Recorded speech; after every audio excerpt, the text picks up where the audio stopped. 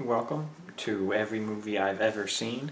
This is a special Rummaging through April edition, where throughout the month of April, I'm going to be reviewing movies that I found at rummage sales. Now, the movie that I'm talking about today is Prince of the City.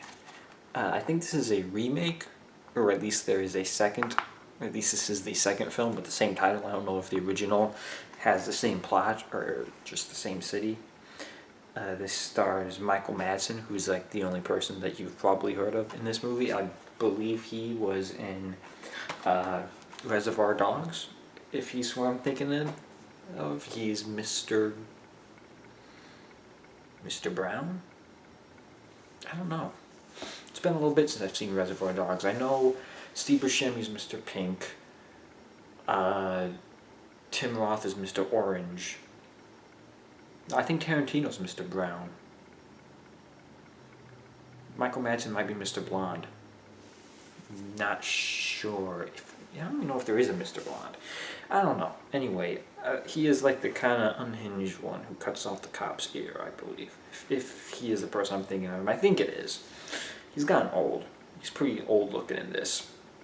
But anyway, the plot of this movie is there's like a old businessman guy who runs a company, and I guess he's old, so he wants to leave his company to his son. He has a son, he has a daughter, and he has an adopted son. The daughter isn't important at all. Now, barely even worth mentioning, at least according to the movie. He gives control of the company, well, he plans to give control of the company to his adopted son. He names him the new CEO. I don't know if that's effective immediately or like once he dies or something. Who cares?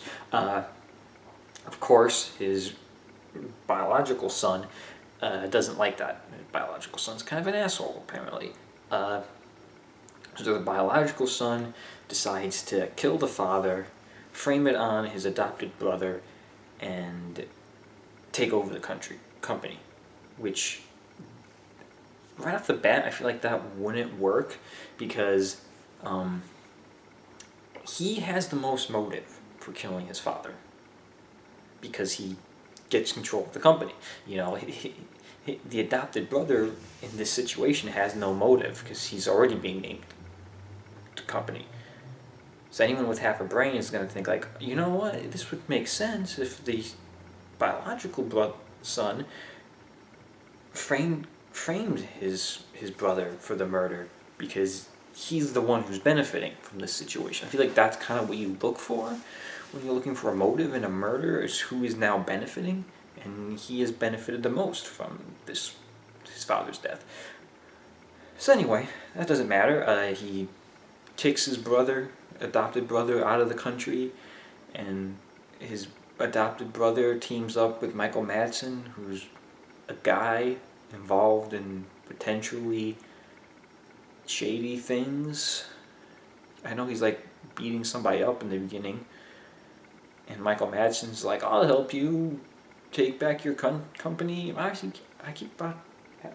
keep almost saying country, but it's company. "I'll help you take back your company, and I'll help you stop your brother."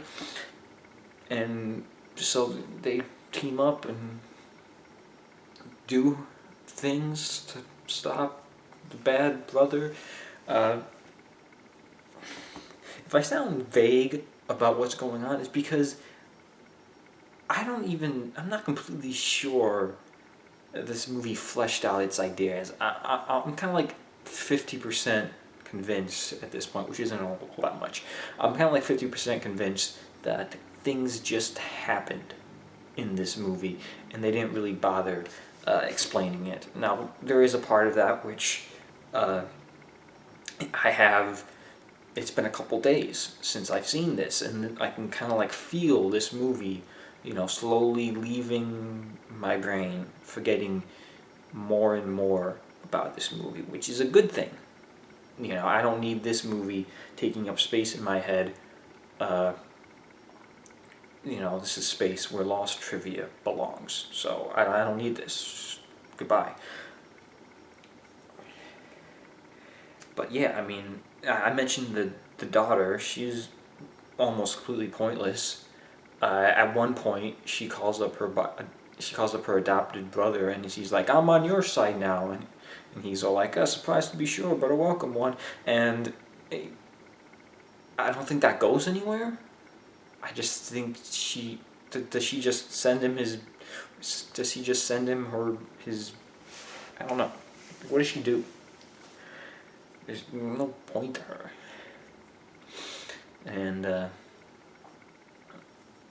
the adopted son, or I guess his name is Prince. I guess that's his biological name, like his birth name, or maybe he is a prince. I don't know. Again, nothing is clear because I was only kind of half paying attention in the first place, and I've forgotten a lot in the couple days that I've seen this. But his name is Prince. I remember that because hey, it's Prince of the City. He's Prince. That went far. But yeah, and then he gets back the company. I think his brother dies.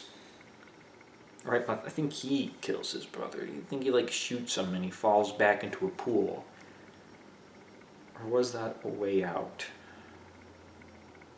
I might be mixing those two up, or they just had similar ways of killing the main villain. Anyway, I vaguely summed up the movie to the best of my knowledge, but I didn't really talk about the quality of the movie because the movie was not good. It kind of sucked. I don't know what Michael Madsen's deal is, but he's not very good in this movie. And the movie had a lot of sound problems, like sound editing, sound mixing. I don't know what the difference is. I'm some pretentious person in the comment section can tell me what the difference between the two is, but whatever it was bad. I mean, there was an obvious example.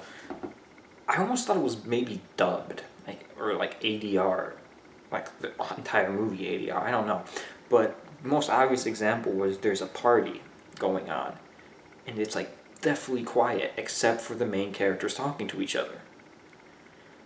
There's like no ambient noise in this party, and I was like, that's ridiculous. That just doesn't sound right. And so I kind of wondered, like, is this ADR or something? Or if they did, it's a terrible job ADRing. I mean, you can't find stock party noise.